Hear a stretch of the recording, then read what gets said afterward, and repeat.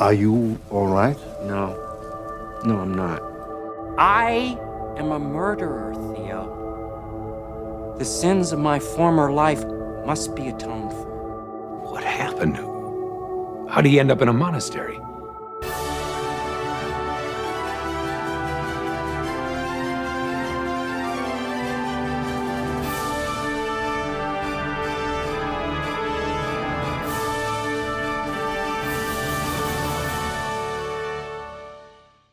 Is anybody else as creeped out about this as I am? Hello, and welcome to Who Are You? We're a Babylon 5 watchcast by a couple of strangers, now friends, who are getting to know each other over one of their favorite shows from their childhood, Babylon 5. I'm Laura. And I'm Xhafer. And today we have something different. Yeah, we're going to do some viewer mail. It's mailbag time. Some of these letters came in before the Season 2 recap, and some of it is people who have found our podcast and are catching up. So most of these are actually about old episodes of ours. Okay. Like going back to Season 1. Okay. Is most of the stuff I have. So we'll go ahead and get into that. We have a letter from John about our episode Believers. Our episode Unbelievers and the episode of Babylon 5 Believers. Okay, I'm dying to know. John says, thanks for a perspective on the episode I'd never heard before. Expanding on the interpretation that it's good odds the parents were right. We know that souls exist in the Babylon 5 universe thanks to Soul Hunter.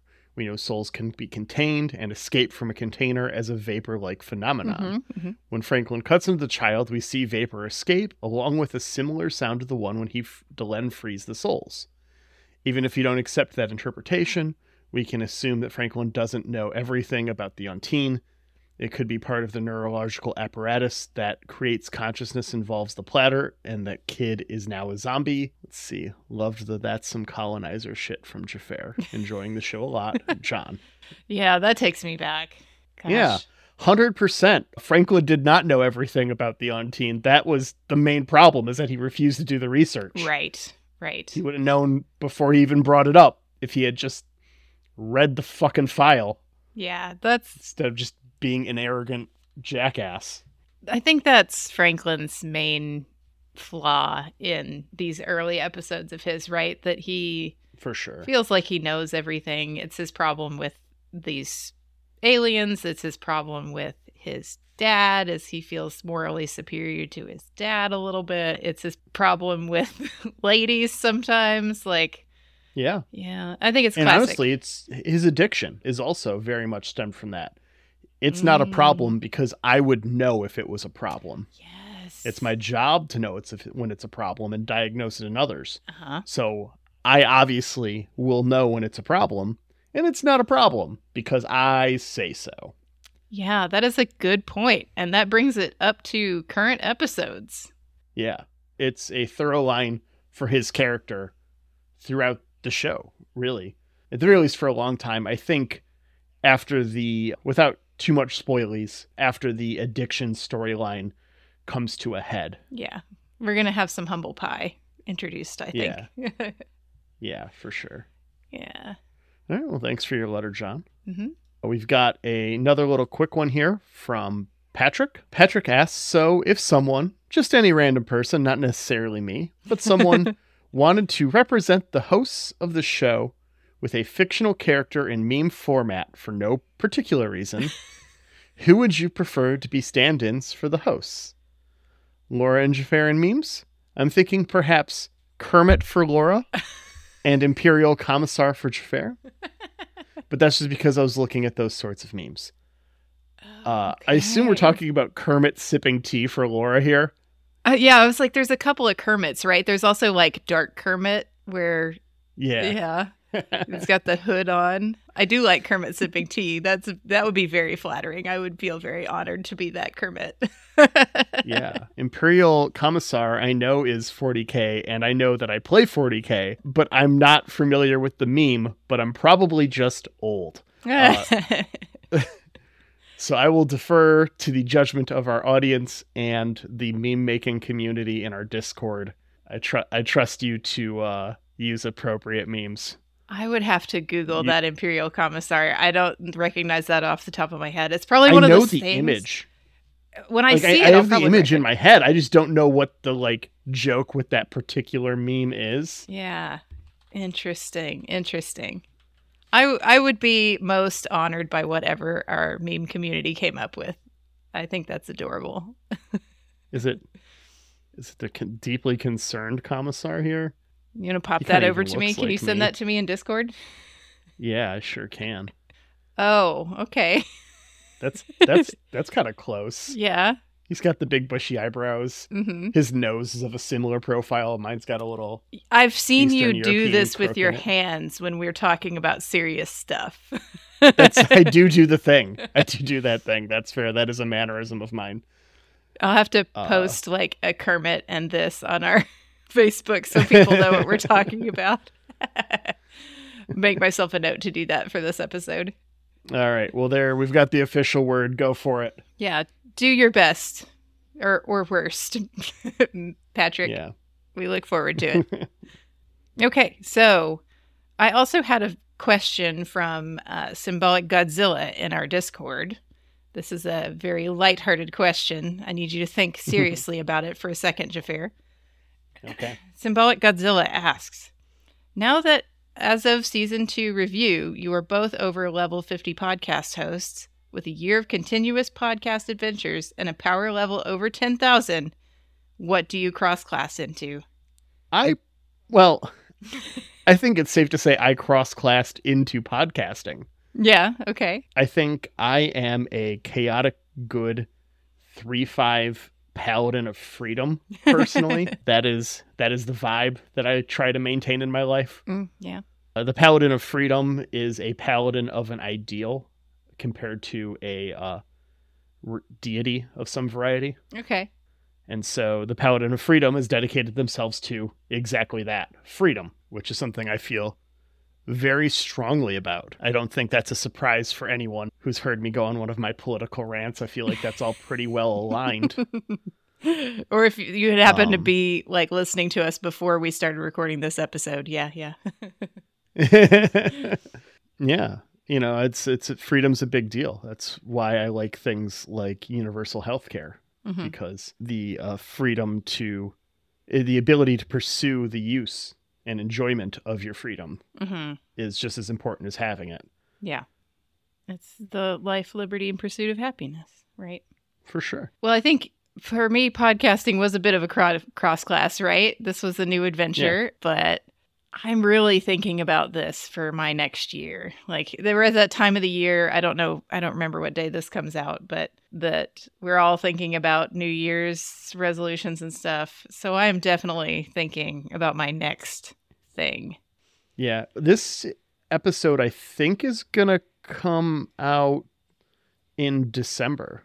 Okay, yeah, so it's I'm very pulling timely. up the sheet real quick. Let's see. Yeah, this episode comes out December 7th. Yeah, so everybody's probably thinking about their next thing too. Yeah. I don't know what I'm gonna do yet.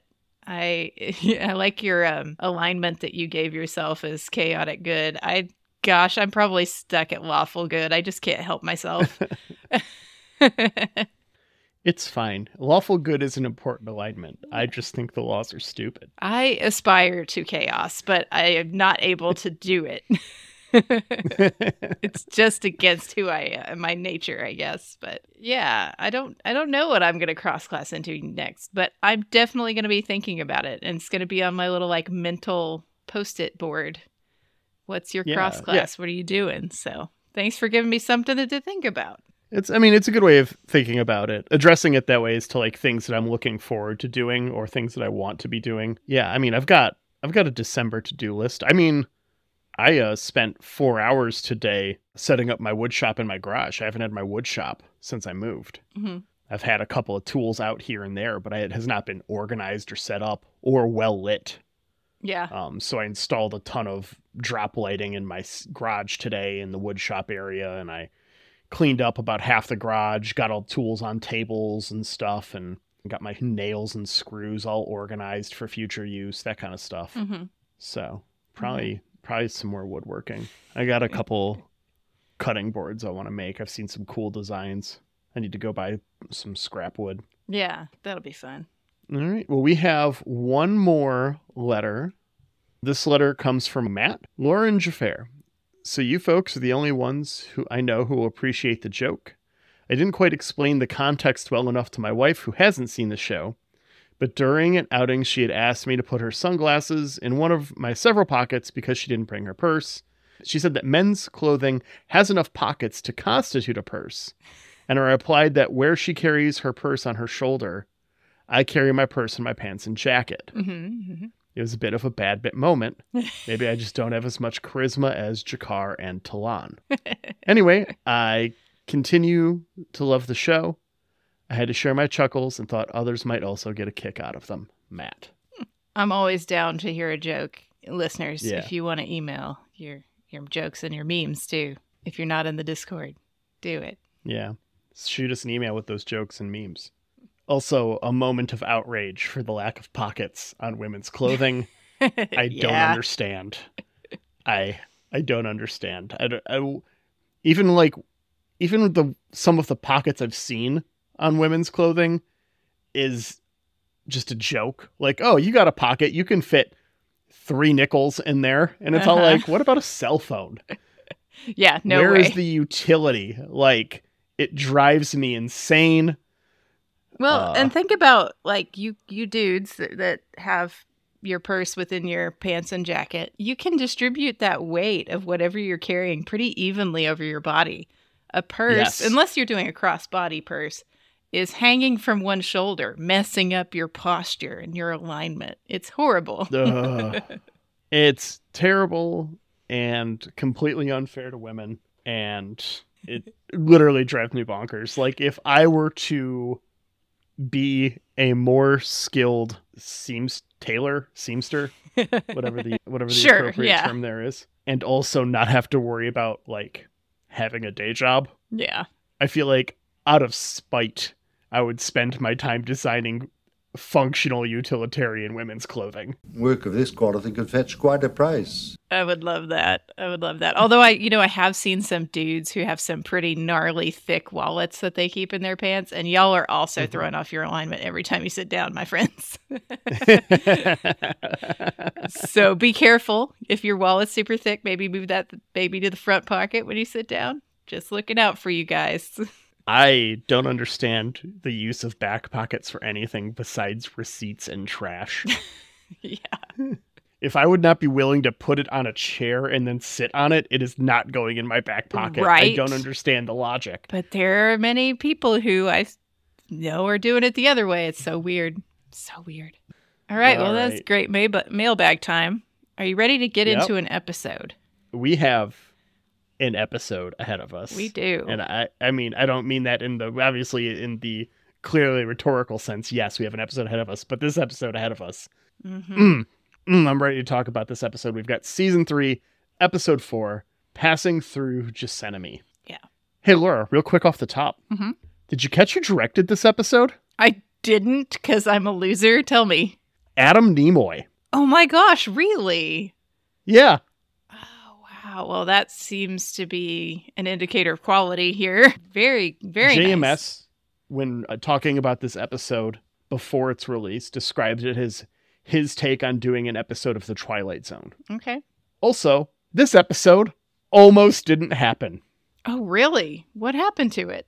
So back in season 2 was the original plan to do this episode, where it was going to be some of the monks coming to the station before the big group of monks that arrive in season 3 to kind of like establish that they were going to be showing up later. Okay. Set the tone. Sure. Yeah. It was going to be like an early season 2 episode. But after The Quality of Mercy airs Mm-hmm. in season 1, someone on Usenet was all like, wait, this is how they get rid of criminals? Wouldn't it be crazy if there was like someone on the station who was a mind wipe criminal and just had no idea, and then like a telepath brought out those memories or something and made them go crazy? Yeah. What a crazy episode of Babylon 5 that would be. And JMS is sitting here like, motherfucker. That would be good. God damn it. Well, he had already planned it. Oh, okay. Okay. He had already this was already part of the planned episode arc. So he's For saying the you for the guessed my narrative. shit. You blew up my spot. So He postpones the episode. Yeah. Over the course of the next year, starts talking to this person who had suggested this plot on Usenet, flies out, meets with them in person, apparently, gets them to sign paperwork, like a non-disclosure or whatever, in an affidavit of some variety that's of the lines of, I won't sue John Michael Straczynski or Babylon 5 and all this shit for doing the episode that I, in public, suggested that they do beforehand. This explains a lot about J. Michael Straczynski's Twitter, by the way. Because he's he gets very this thing signed. Okay. Yeah. He gets this thing signed, brings it on home. The paperwork clears the lawyers, and the episode gets the okay for season 3. That's a lot of work. That explains why he is so adamant on his Twitter that do not suggest anything to me. He will block people who suggest things. Oh, yeah. And I get it now. Yep, that's why. He's obviously had an experience. Mm-hmm. Well, I'm glad that it did get made, even if it took all that work. Yeah. I mean, I think it was worth it. And I think he would agree because he's only said good things about how this episode came out. Yeah. So. Yeah. And I hope that Usenet fan appreciated what came of that idea, even if it wasn't his originally. Yeah. Well, I mean, ideas can exist in multiple places. For sure. So we open on a chess match between Captain Sheridan and Brother Theo, and we have Ivanova and a brother we haven't met yet watching. Brother Edward. Yeah, Brother Edward. We know this actor very well, don't we, if we've been watching our Star Treks? This is Brad Dourif, who is very famously typecast, I feel like, as a serial killer in the 90s. As a very creepy person, at least, right? Yeah. So I didn't find much about him guest starring on the Usenet, but in the season guide, there was a ton of stuff from multiple of the series regulars who were just like, Brad Dourif is a master of his craft. Whenever you're acting with him, it elevates you. It's like when you're playing in a jazz band and there are musicians around you who are so skilled that they elevate the entire group. Yeah. That is what it is like acting with Brad Dourif. Oh, that's very nice. Very complimentary. Yeah. I have to say, I think, of the few things I've seen Brad Dourif in, I'm not going to say that I've seen a lot of his work because I probably haven't, but this is probably like the nicest role when you think about it. Yeah, the character in the past, we find out, did some horrific things, but this person doesn't seem to be the same person. Well, he's not. Yeah. So this is actually a very nice role, and you feel a lot of empathy for this character. I think most people do anyway. But anyway, so Sheridan's big dogging Theo. He says that he's got him trapped, but Theo is very confident and speaks on his faith. And whoops, checkmate. Yeah, Sheridan was too busy being confident about his moves and not paying attention to the actual board. And as they're wrapping this up, Ivanova gets a message that Ambassador Kosh is coming back. He's been out, and he wants to meet her in the mysterious Bay 13. Yeah. When we see the ship dock, Kosh walks out from behind Ivanova. Yeah. He's apparently just chilling in the bay. He wasn't on the ship. Yeah. They just didn't know. He wasn't on the station, apparently. His ship was gone. They thought he was on it. He wasn't. Yeah. But out walks Lita, who has returned to Babylon 5. Yeah, she's back. Lita recalls her journey to the Vorlon homeworld and kind of explains her role as Kosh's aide / diplomatic attaché. Yeah, she basically just camped outside of Vorlon space until they had to pick her up.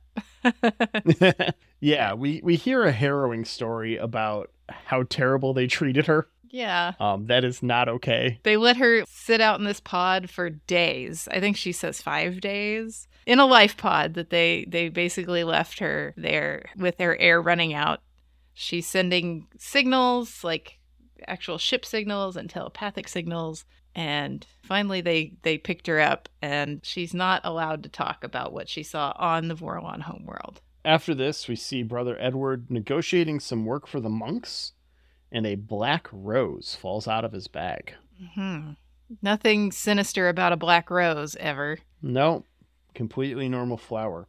Garibaldi is watching the news as Delenn comes in, and we see the results of a murder trial. Someone is sentenced to death of personality. What a crazy random happenstance that we have this note in this episode at this time. Yeah. Just in time for Delenn to ask, hey, what is that death of personality? Yeah. I wonder if this will be important later. Can you explain this to me, Garibaldi? Yeah. Garibaldi is very... I can't tell if he... I think he thinks I the shouted death of... ACAB at the TV. Yeah. He doesn't think this is enough justice. It's the implication, right? He thinks that killing the person's mind isn't enough. We've got to kill their body too, I guess, maybe. Mm-hmm. He wants the electric chair back, doesn't he? Didn't he say that? Something about the electric chair specifically? Hell, sometimes I think we need electric bleachers. Which I believe at this time in history, we'd already figured out that was kind of inhumane. Well, he also talked about spacing all of the lurkers in Down Below. So, not exactly a beacon of compassion. No. Alfredo Garibaldi. No, he's very black and white, isn't he? And he makes comments about he wants an eye for an eye. Mm-hmm. He wants the Hammurabi justice. Isn't that where that came? They teach us in history anyway that it came from the Code of Hammurabi. Hammurabi's code. Yeah. Whether or not it actually came from there, I'm not going to espouse on that. But I remember that's what I was taught. It's not necessarily right. And Delenn comments that you would leave all of society toothless and blind then, huh? Yeah. That's some Gandhi. Yeah. He misses the point entirely, though. He says, but only the bad people, ignoring the fact that we're all bad people sometimes. Yeah. Dr. Franklin is doing the workup on Lita and notes that she is now in perfect health, even better than she was before she left.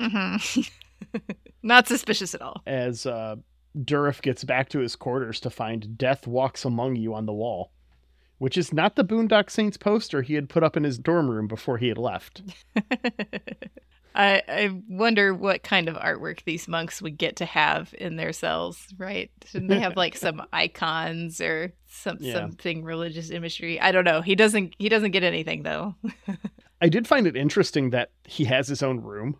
Yeah. Like, because these monks are like famously very poor and constantly looking for work to pay for their rooms. Right. I figured they'd be bunking up. And I think that's a thing in monastic life often is that, you're sharing spaces constantly and but maybe you get your own cells, I guess they call them, but well, okay. But he's got a sinister message on his wall and he is very upset.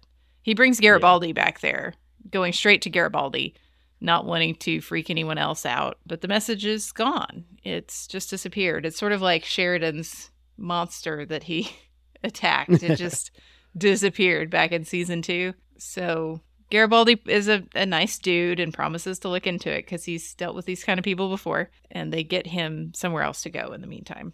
Londo runs into Lita and basically does his best Jakar impression from the pilot minus the sex. Right. This is a big flip-flop, isn't it? Yeah.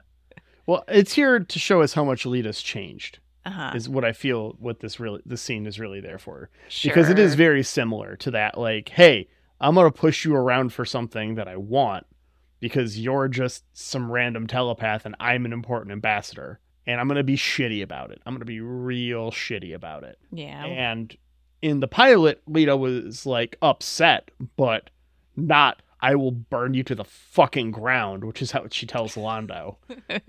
Yeah, she's had enough, especially when he trots out his, well, I can report you to Psychor threat, that he knows that they want her back. And she's not having any of it. She's going to give him nightmares. You know what? You would think that Londo would have learned some lesson from the Technomage episode on this about messing with Londo people. hasn't learned any lessons recently. That's kind of his MO at the moment. Yeah, that's Londo's whole deal, isn't it?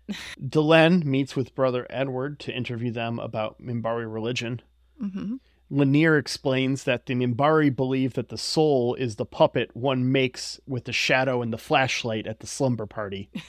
Yeah, it's just a reflection of something else. Yeah.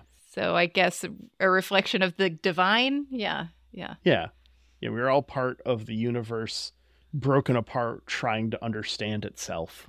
Mm-hmm. Which is cool. That sounds fun. That sounds like you want to give everyone a hug.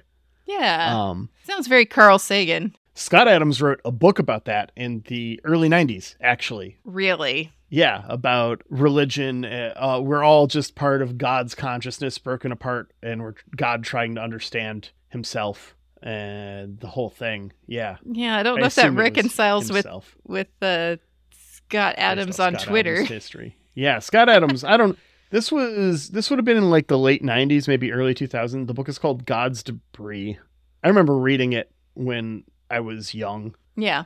And thought Dilbert was funny, but that was before my brain was fully developed. So you can't really hold it against me. I think maybe Dilbert was funny back then, maybe on occasion. In the late 90s? Yeah. Quite possibly. I don't know about now. Sorry. Definitely not recently. Any Dilbert I've seen in the last long time was not funny, but it's done now anyways. So Delenn asks Edward about Christianity and asks for a moment that is the emotional core of the belief. Good question. I think many people have many different answers to this, but I like his. Yeah, he talks about Christ the night before crucifixion and having the courage to stay and knowing what was waiting and making the active choice. Not to reject the cup. Yeah. And he makes it personal because he tells her that he's not sure that if he would have been that person, which, Christ was supposed to be deity, depending on which Christian tract you follow, he's like part of the three or, it's all theology. It's all hard for me to understand. But, he's taken it to a personal lesson and he wonders if he could have been that kind of person if he was put in that sort of situation. So on his way out of their quarters, Brother Edward asks about Valen. And Lanier becomes a 11-year-old who is just asked about his favorite video game. Yes. He's very excited to talk about Valen. And notes, we get the line, the Minbari not born of Minbar. That's going to be important. It is important.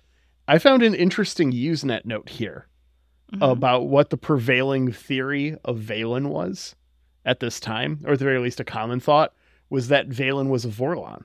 Oh, I mean, I could see that being an easy conclusion. Because of the season 2 finale, yeah. We see him as a Minbari angel thing.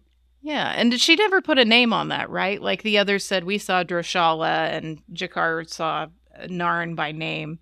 I don't remember. Maybe. I don't think she put a name on it. I don't think she said, I saw Valen or I saw this. Oh, she definitely didn't say I saw Valen. But, to see that Minbari not born of Minbar in Kosh is interesting. And that is something that I had never considered. Yeah, me either. It's just something that I'd never thought about before. But that's very interesting, and I thought it was cool, and it made me think about it a bit. So I figure I throw it out here. No spoilies. That line just went over my head when I was a kid. Like, you know how adults say weird things sometimes. Then you just kind of, definitely for me it went there. And it wasn't until later in the series that I got it. Yeah, and I mean, I only watched Babylon 5 on TNT. Okay. So when they picked it up and they moved it over and it was on like every day. So I was shotgunning this show as a kid. It was as close as you could get to binge watching pre-streaming. It was like 1 or 2 episodes a day every day leading up to the premiere of season 5. And I was making that almost every day. I did actually find out on my most recent watch through 2 years ago now, but right before we started this pod, or a year and a half ago, I actually missed a very crucial episode of the show that I only saw for the first time on a rewatch in the 2020s. That's crazy. Yeah, so Brother Edward leaves Delenn and Lanier and heads back to Brown Sector where the monks live, and he bumps into a Centauri, kind of shoulders into him accidentally. Yeah. They make a real point of showing us this guy. They do. Like, it's one of those moments that in a show you're like, this isn't just, this is important. And immediately afterwards, he starts to hear, like, sounds of scuffle, someone very upset. And he sees the message again. He sees that death walks among you message, appearing to be written in blood on just like a hallway. Then he starts to see things. Yeah, we get a very noir kind of dream sequence. Mm-hmm. Almost. And he's got a dead woman that he turns over. He like stumbles into this body, and she's got that black rose in her mouth. Mm-hmm. We see him holding a knife, pruning a black rose. Yeah. As well. Edward and Theo talk. And then when Theo leaves, Edward asks Bing for some search results, and Bing's all like, I don't know, Microsoft owns me. It's going to take you 4 hours. Yeah. I laughed at this part. I was like, this is a pretty quick Google, but okay. Right? Like, but I could Google this very quickly, but that's fine. 4 hours it is. Yeah, we'll wait. Brother Theo comes to check on him, and you can tell Brother Theo has some suspicions here. Yeah. It seems to me that he didn't know, and I was surprised that he didn't know. To me, it would make more sense for them to be told, but you know, who knows? But he feels like this person could be one of these dead personalities. Yeah, he's not sure, and they say they run background checks when you apply for the job, but they don't actually run the background checks. They just want you to be able to agree to one. Yeah. So. Yeah, this monastery is, not a super secret location. It's a nonprofit. They don't have the funds to just Right. run background checks on every applicant. Yeah, I Shit's get expensive. Garibaldi finds Edward and tells him that the blood wasn't there. And he goes, Why would a guilty conscience show up on a lab report? That's a good line. It is. He mentions that he dropped his bag in the hallway, and it had the recordings in it that he was making with Dylan and Lanier, and so he needs that back. And Garibaldi says, he'll try to get it back. Meanwhile, Bing finally gets back to Brother Edward, and it's like, yo, you're a serial killer. Yeah, this seems like a big flaw in the program, doesn't it? Like it would know who was asking. Yeah. It seems like that the monks, or at least, like Brother Theo, should have been informed so he could kind of guide Brother Edward away from Google or something, because it's a big connected world out there, and all of these dead personalities could very easily find out who they were, right? You would think, yeah. Yeah, it's weird. Yeah, so he was Charles Dexter, apparently. And that was the Black Rose was his calling card.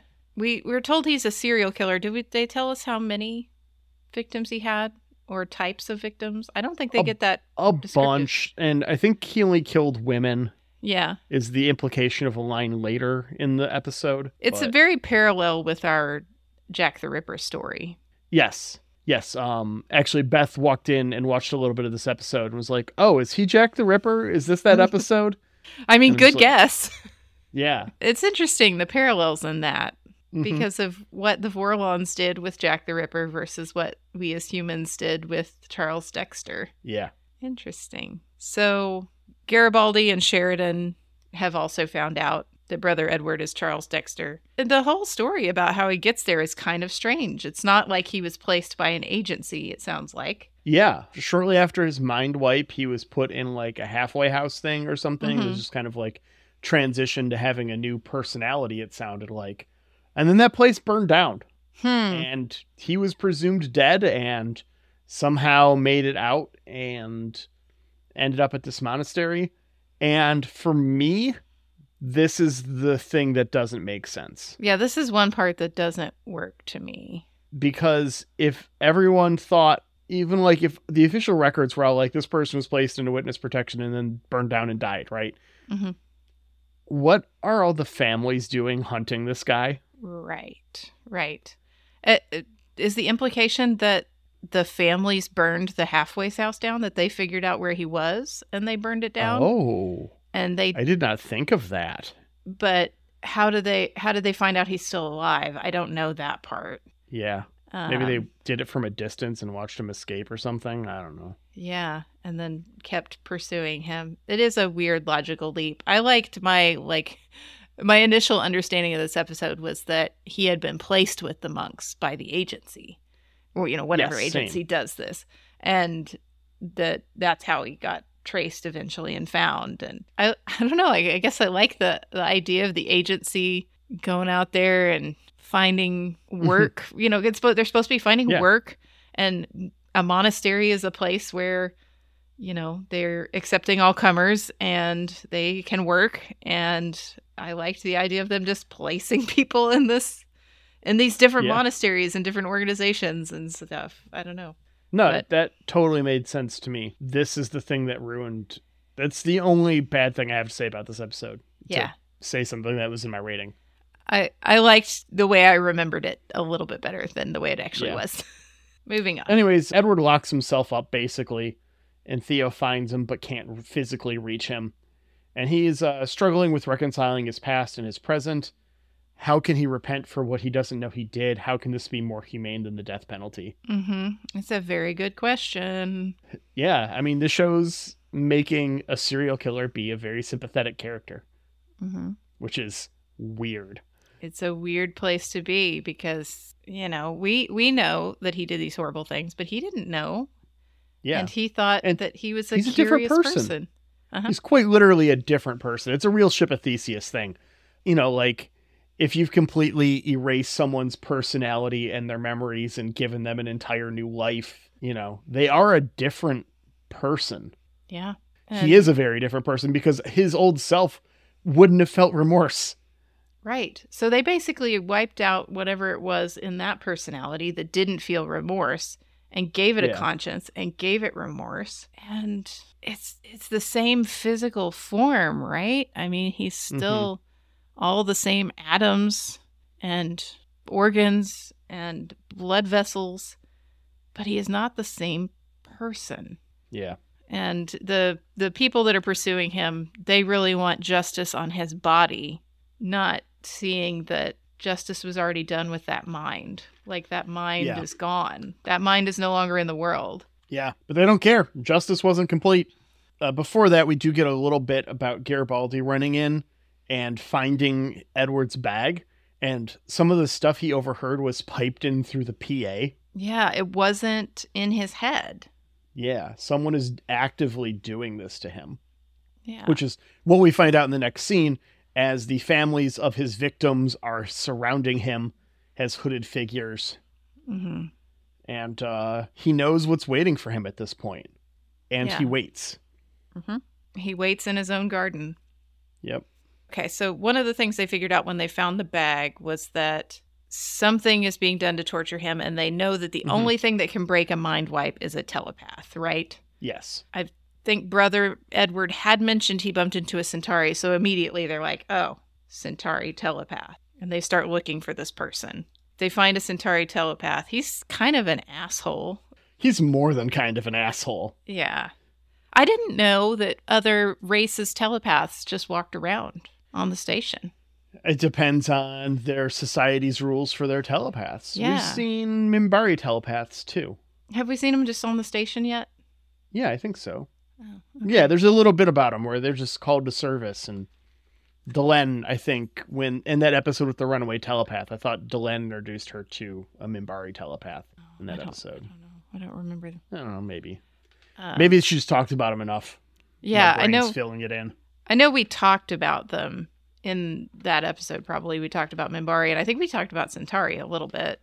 I found that interesting, that other races' telepaths are just walking around on the station just fine, but human telepaths have to be in Psychor, and they have to be monitored, and they're in danger if they're running away. Like, yeah, there's some big double standarding going on. Yeah, well, I mean, that's Psychor. Yeah. But we know why Psychor's like that from our book club. We do. If you didn't listen to book club, go listen to book club. But yeah, I think that it's interesting that they don't bring up in this conversation with the telepath that, you know, they talk about breaking a mind wipe is illegal. You know, Earth and Centauri are supposed to be buddies. They're buddy right now. Yeah. And you kind of violated a big Earth law. I think that's a problem, right? I would think so. But this guy just does not care because they won't be able to pin him on it because what are they going to get? A Minbari telepath? The Centauri telepath isn't going to fuck with me. The Minbari aren't going to fuck with me, and your human telepaths can't fuck with me. So eat shit, Sheridan. And then they're like, okay, well, we're going to throw a bag over your head. Yeah. We happen to have the one telepath in the sector who is not beholden to Psychor. Check. And I do believe, mate. And she violates him. She does. She just gets in there, gets what he wants, and he passes out from it. Mm-hmm. At first, is he dead? But she tells us he's not dead. He's just unconscious. Yeah. He's going to be fine. We've seen so many telepaths talk about the deep scan and the hurt and the suffering that it causes. We have so much lip service paid to that. And to see her just run in and violate this Centauri telepath's mind like that, it is very concerning. I'm worried about Lita right now. She has no qualms about committing an assault. When Talia, we kind of used her to accomplish something in this sort of manner against her will, right? In an episode back in season 2, we put her in the same hallway as somebody in order to get some information. And Talia was very upset about being used that way. Lita does not mind being used in this way at all. She's very businesslike about doing this violence. Yeah. Yeah. She's like, oh, sure. I gotcha. Yeah. Let me turn the screws. It is not okay. Yeah. Yeah. And she doesn't know Brother Theo. She doesn't have any relationship with him. She's just doing a favor for her buddies. So we find out that they've taken him to Brown 42. Yeah. Or he is in Brown 42. And security rushes down.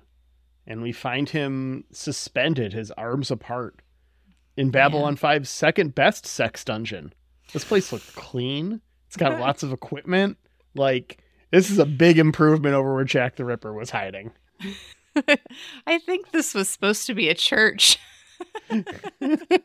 Because when he was waiting there, he was kneeling at a little altar. And I think there was some church stuff around it. Maybe my mind filled it in. Oh, okay. I think this is a different room because that room was kind of brownish. This room is a little bit cleaner and not as drab. This room is a little bit brighter colored, I felt. Okay. So they took him somewhere else to do the murder.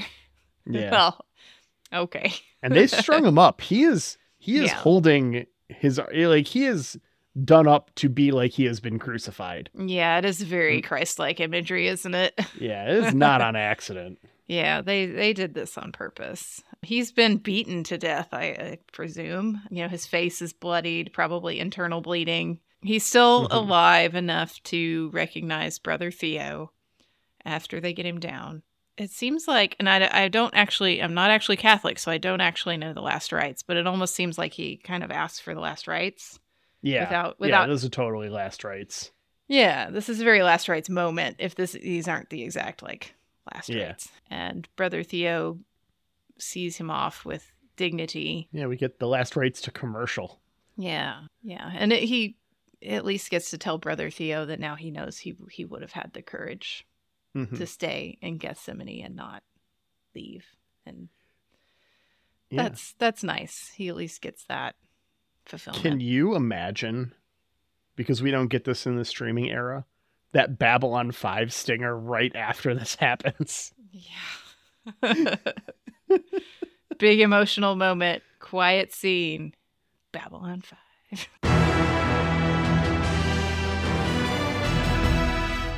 And then, a Folgers commercial or something. It's crazy to me that this is the commercial break. How we used to watch TV is very interesting to think about, isn't it? Because I certainly don't watch it like that anymore. I don't watch anything on a network. So instead, we get to watch YouTube and they interrupt us in the middle of a sentence. It's fine. But we come back from commercial, and I guess Lita has been out and about again, and now she's back. Yeah. Because Ivanova is welcoming her back. And yeah, she's gone for 2 weeks. There's a little bit of a time jump. Okay, yes, we do have a little tiny time jump. Yeah, we get some exposition from Ivanova that the trial of the murder of Edward has already occurred and finished. Very fast. 2 weeks. Yeah. 2 weeks. Can you imagine a trial in 2 weeks? Well, he just admitted his guilt. Yeah, and I guess. they've just moved on. Yeah. You know? I think even when people admit guilt these days, it's not that Well, fast. judges won't let you for stuff. Yeah. Yeah. Even smaller stuff like, I won't name any names here, but I had a friend get a DUI. Uh-huh. And the friend was like, I don't know how this is going to work. They're probably going to take my license away immediately, I figure, because I got a DUI. So can you drive me to the courthouse and like hang out and then take me home in case I'm not able to drive myself home? Sure. And I'm like, logistically, I don't think that's going to happen, but emotionally, I will be there for you. Sure. Yeah. Yeah. And, judge called him up and he pled guilty. And the judge refused to accept his guilty plea. Fascinating. Just outright was like, this is your first offense. This thing. Get yourself a lawyer for this, and I'll see you again in 2 months. Okay. Yeah. Yep. I mean, I feel like there's legitimate justice-y reasons that judges would delay things like that. So I totally get it. The judge explained it a bit. The minimum sentence and stuff on a guilty plea is different, apparently. Oh, okay. And so if he pled not guilty and did other things, he would have to it was a whole thing. The judge this was a long time ago too, admittedly. Yeah. But I remember the judge listing off this ridiculous, it was a $20,000 fine or something. And it's just well, that's his take home in a year right now. Yeah. We're college kids. Uh-huh. So. Yeah. Yeah. I think that for me, the 2 week time frame that they quote here kind of reinforces for me what I guess it's some of the darkness and fascism of the Earth government. Because, when the wheels of justice turn too quickly, you're not wrong.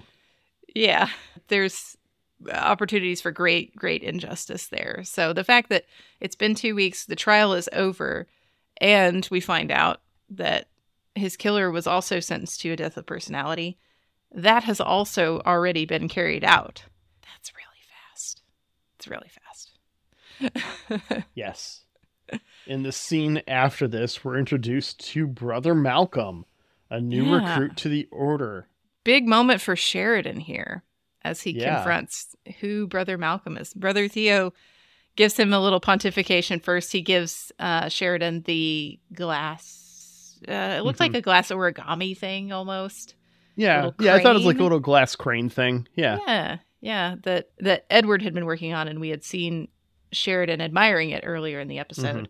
Theo gifts that to him, and then after talking about forgiveness, brings in Brother Malcolm, and Sheridan has to eat his words. Yeah. has to realize that he's got to walk the talk that he was talking. Forgiveness is difficult. Yep.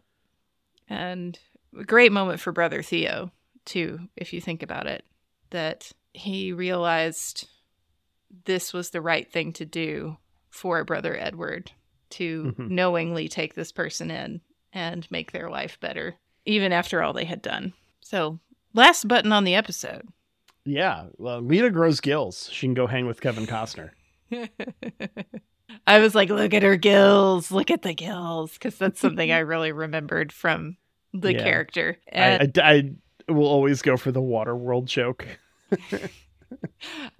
I enjoy that movie in a way. You know what I mean? I enjoy that movie as well. I will say, so in college, this is story time. In college, it was my best friend's birthday, and he wanted to go tubing for his birthday. And we had set up this whole thing, and we were going to go tubing for his birthday, and it rained really bad that day. We were all ready to go. We had a bunch of people getting at my place, because we were living together with their inner tubes and everything. And then it starts to downpour and thunderstorm.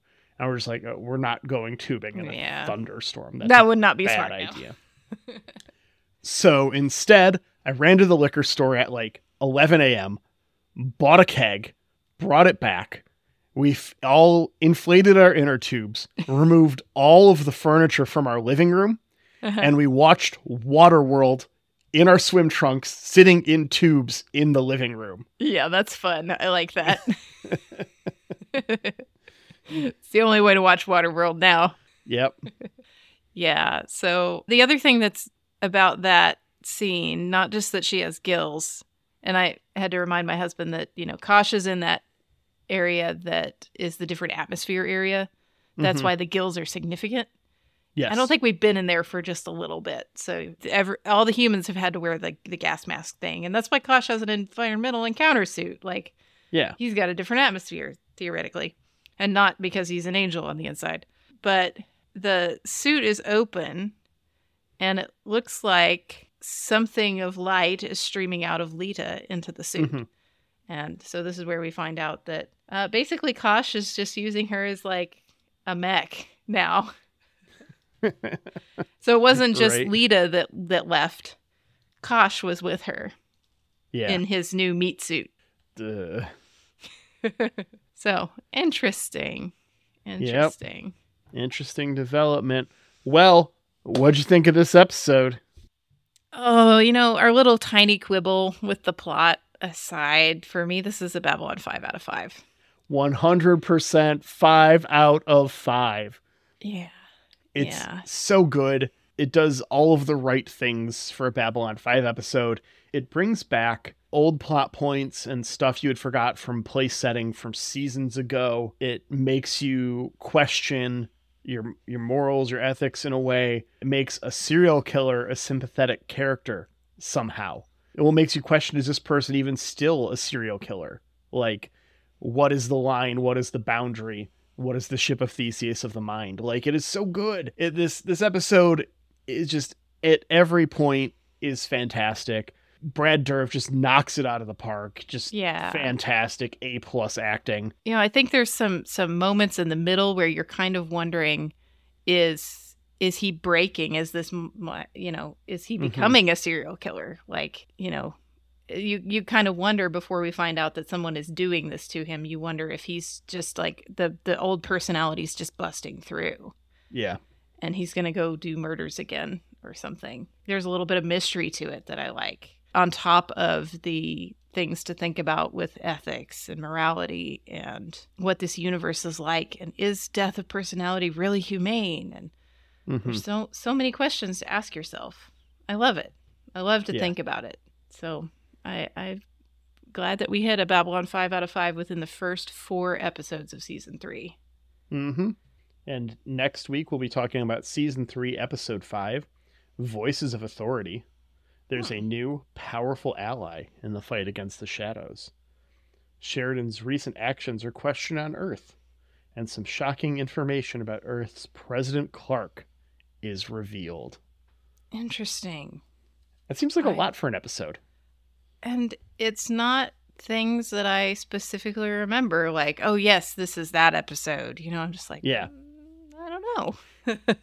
Yeah, it's kind of ambiguous, but I know with some of the stuff that is coming in the next 5 to 6 episodes, some stuff comes kind of quick compared to where I remembered it before. And I will say, it doesn't feel like the plot condensation has started here. That's a season 4 thing that we'll be talking about a ton, because if you were unaware listener, they didn't think it was going to make it to season 5, so season 4 is season 4 and season 5's plots shoved into one season.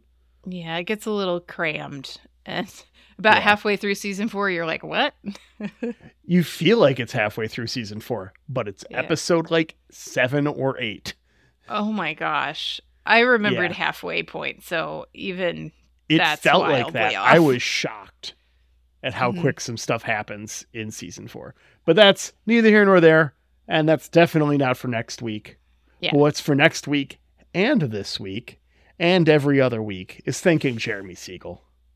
Thank you, Jeremy, for our lovely theme music. You can find more of Jeremy's work at jeremysiegel42.bandcamp.com. And thank you to Angry Duck Time Machine on Instagram for our podcast artwork. Shoot us an email, whoareyoub5@gmail.com. Obviously, we just did mailbag, so it'll be a while before our next one. But shoot us an email, and we'd be happy to read your letter on the air. And also join our Discord community. It's fun. Yeah, we're just always happy to hear from you, fun. however you want to do it. We'll even check our Facebook if that's your jam. We've gotten like 3 messages on our Facebook ever, and I know. I've answered all of them. But I'm delighted every time I see it. Yeah. I mean, we have a Twitter, if that still Yeah. exists when this airs.